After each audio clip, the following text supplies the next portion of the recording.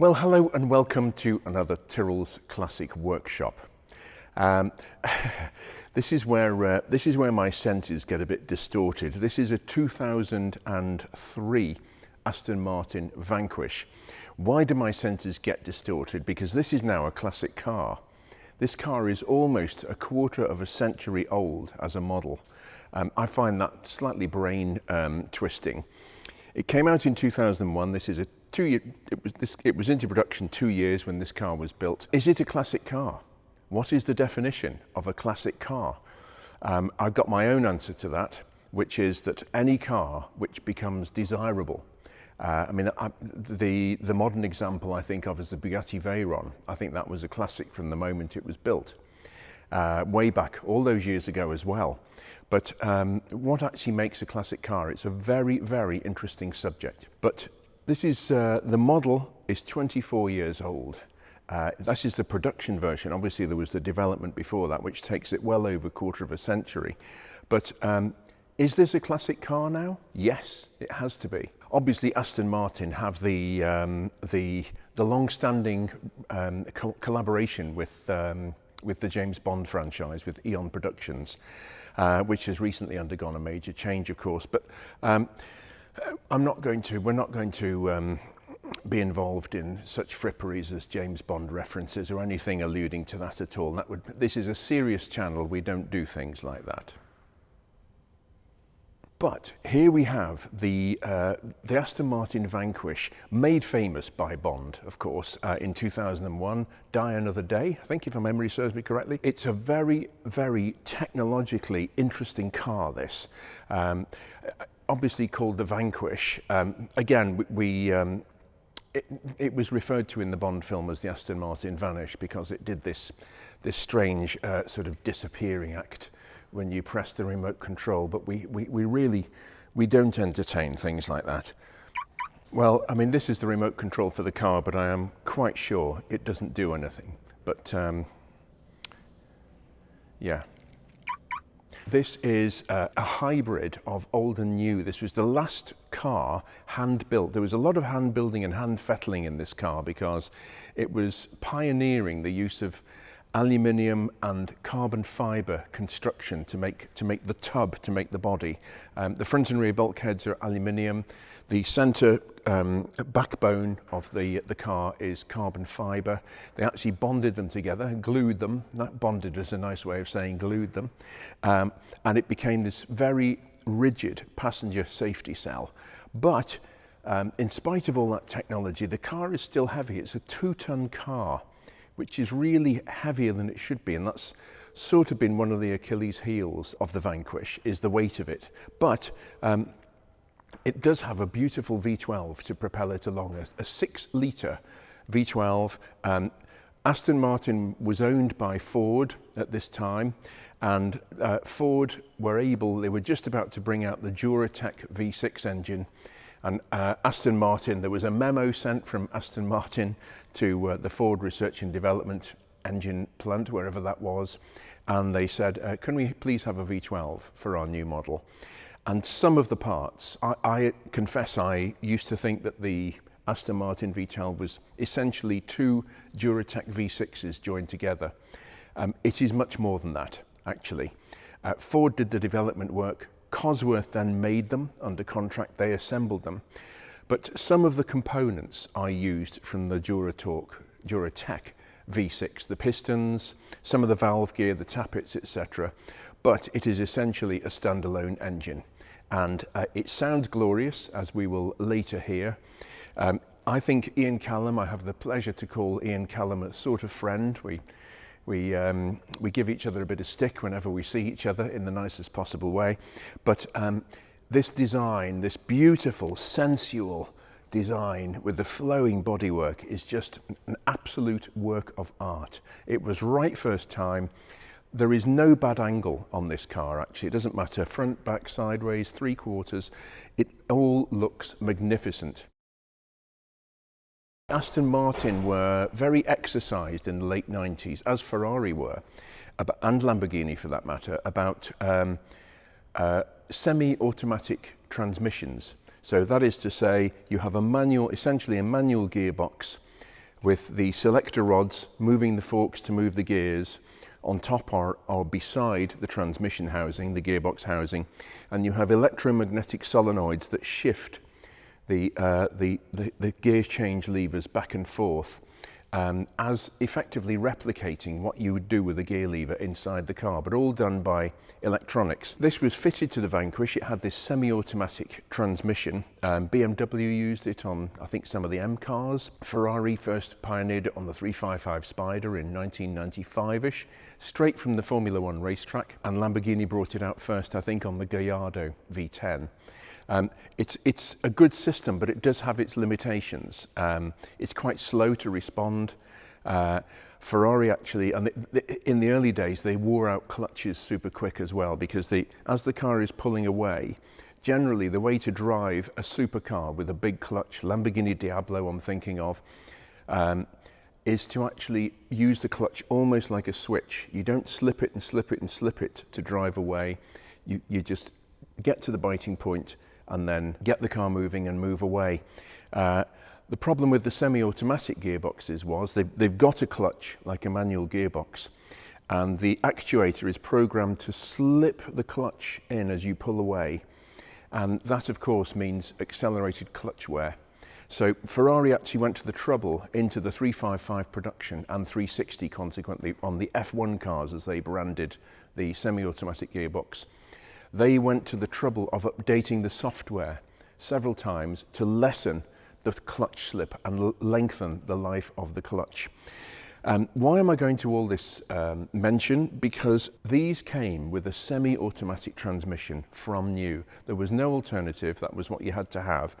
And it was one of the things that actually spoiled this car, really, from the get-go, was it had a conventional, essentially conventional manual gearbox with all the electronic actuators, with the flappy paddles on some cars, but on this you had various different places with different manufacturers as to where you could upshift and downshift quickly, giving you a sort of racing car experience, if you like. Why do I go to all this length? Because Aston Martin realised they'd made a mistake, and they came out with a manual transmission conversion, so that taking all the electronic gubbins off, introducing a third pedal, making a new pedal box for under the dashboard with the clutch pedal, introducing that, and introducing a 6-speed gearbox which was up to the torque and power of the engine. 460 brake horsepower, 400 foot-pounds of torque in the original Vanquish guise, as this one is. And lots of people took up the option to send their cars back to Newport Pagnell. It had to be done at the factory in the UK, no matter where you were. A friend of mine had one in Canada, and they actually said, we can't do it there, it has to come here. In 2009, it cost £15,000 plus VAT to do this conversion, so £18,000. Now, I believe it's round about towards hitting the £30,000 mark if you want it done. Big money, but it makes the car. This car has actually had the conversion done, so I'll find out what that's.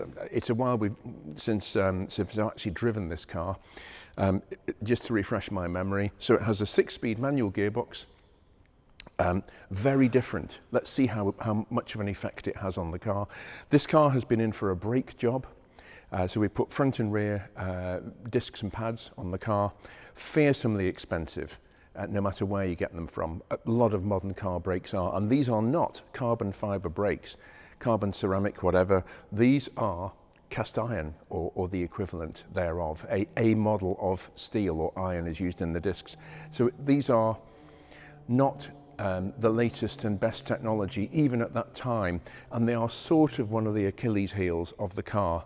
But it's a great car, and the staggering thing is how much value for money these cars are now. You can pick up a Vanquish not like this with the manual conversion because of the huge cost, but you can pick up a standard Vanquish with a few owners, few miles under its belt, for around about £35,000, £40,000. How many 190 mile an hour plus supercars can you buy for under £40,000? Not a lot, I would say. I think one of the reasons is because they are a complex car. There's a lot of electronics, a lot of mechanical things to go wrong. The maintenance bills, if you have something go wrong, can be astronomical. But if you get a good one and enjoy it, a very good way to accessing the 007 lifestyle. This is finished in tungsten grey, exactly like the car from Die Another Day. Yeah, it's good value. What is even better value is the DB9, I beg your pardon, which is also a beautiful looking car, very similar engine, and they can now be got for under £20,000. Much under £20,000, which is remarkable really. What a lot of car for that. Something of a supercar bargain, essentially. Not helped by the fact that I think this is a Ford Mondeo door handle. And quite a lot of the switchgear, I think, is from the Ford Mondeo era. You know, it's a small hand-built car, as I keep saying. They're not pinning their component suppliers down to thousands of items. Economies of scale. It makes sense to try and rationalise some parts where they can. So altogether, a very interesting car. This, it still looks, the shape still looks fresh today. Iain Callum's done his own refresh of the Vanquish, which is a stunning piece of work. He's reinvented his original design. Yeah, a lot of car. Aston Martin Vanquish.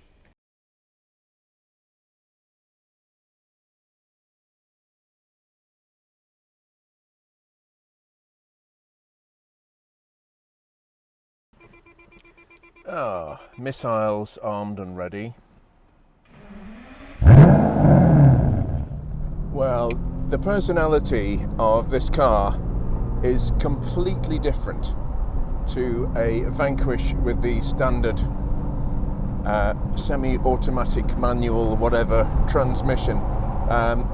It is a world apart from it, and it totally alters the characteristics of the car. It's funny, you know, in period everybody wanted this brave new world F1 type as Ferrari styled it, E-gear as Lamborghini styled it, and I don't know what on earth this one was called, transmission, because it was new. And the funny thing is now, retrospectively, people want the manual cars. The Ferrari 550 Maranello was a manual car, but the 575 that came afterwards, the vast majority of them, I don't know, 90%, were with the F1 style gearbox, and now people want the manual 575s.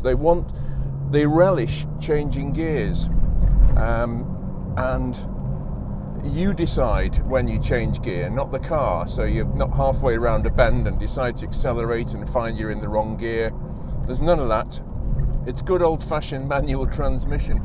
And people love it. I have been in a rather interesting position. I remember a few years ago we had an Aston Martin DB5, which we quite often broker cars that are in the workshop. And it was a young .com billionaire who bought the car, and he found he couldn't use a manual transmission, a manual gearbox. So, I mean, there's all these things in play, but I just think it suits this car very well, the manual gearbox. The suspension on the later Vanquish S and the limited edition versions is firmer than this, but I actually think this is a very good ride handling compromise on these dreadful roads. It's not too much of a bone shaker. It's not great, but I'm just gently warming up the car now. And again, the exhaust system is not intrusive. It's there, but it's not like an aftermarket exhaust system that some Ferrari owners and Lamborghini owners like to put on, and I guess Aston Martin owners too. But the car is, apart from the transmission, this car is stock, which doesn't surprise me because the owner is a man who knows his cars. So yeah, there we are. I think it's beginning to warm up. Let's just sample a bit of that V12 magic, and the noise is something Aston Martin really have had nailed. So we just put the window down for a bit more sensory experience. Okay, here we go.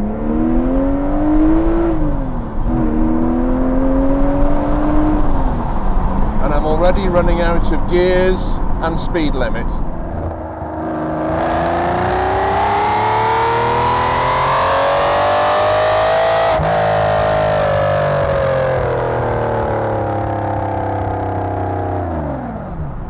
I mean, this is, you know, it was a genuine supercar when it was launched. 190, the other side of 190 miles an hour, you very quickly run out of gears. But what a joy it is to use. The clutch is quite heavy. That's not something you can do. Double D clutch with a flappy pedal type gearbox. There it is. Fabulous. It's also good when you get stuck behind tractors because the engine is, for all its V12 bravado and beautiful noise and lovely harmonics going on in the exhaust system, it's redlined at about 6,500 RPM, which is nothing for an engine like this, really. Specific outputs, the later Vanquish S used a modified version of this engine.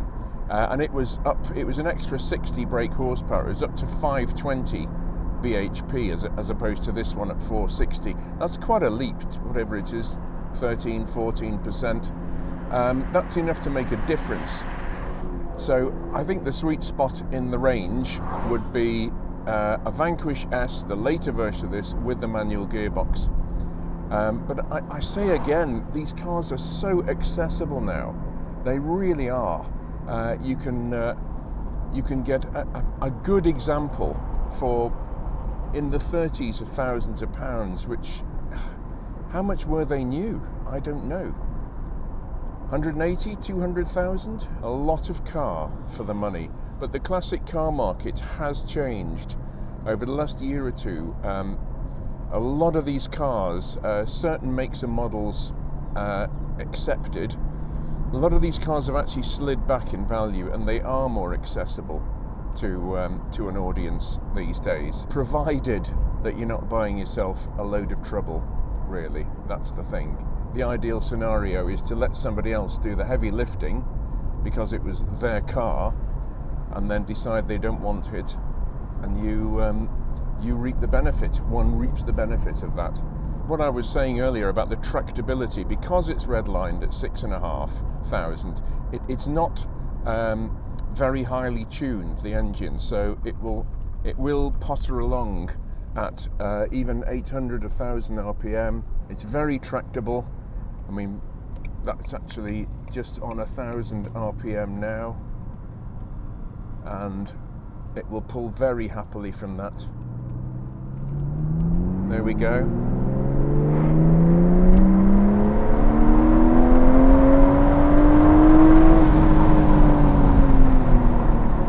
That is torque and power.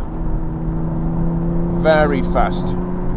Just a lovely power curve on this engine. Because it's not tuned to within an inch of its life, it sort of pulls wherever you are in the rev range. I mean, that was literally 1,000 RPM. I'm going to do that again because it's just delicious. There we are, 1,000 revs. Bags of torque.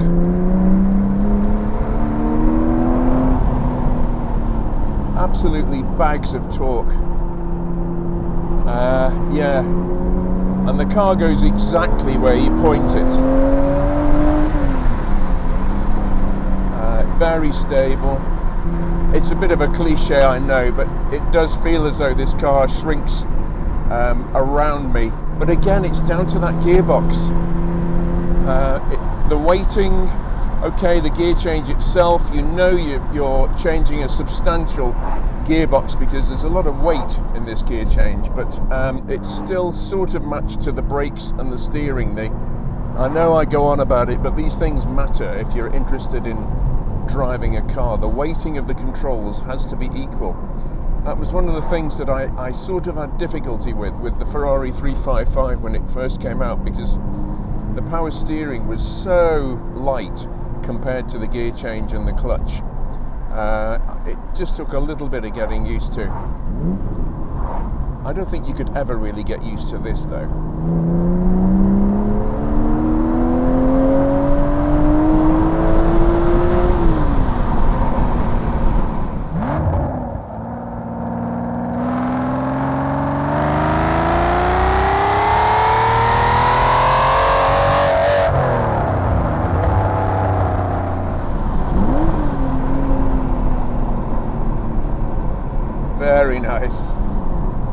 I'm not exercising the brakes too much because they are new. I'm just light applications only. But yeah, this is just about on the limit of the type of car that we will take in very early 21st century, because we don't have the software that Aston Martin, Ferrari, Lamborghini use in tracing faults, etc. We are analog, we are largely old school, so we're happy to work on this car because we have a special relationship, not with the US, but with our customer. Well, please remember to subscribe, and thank you very much for watching, and we'll be back with something else very soon.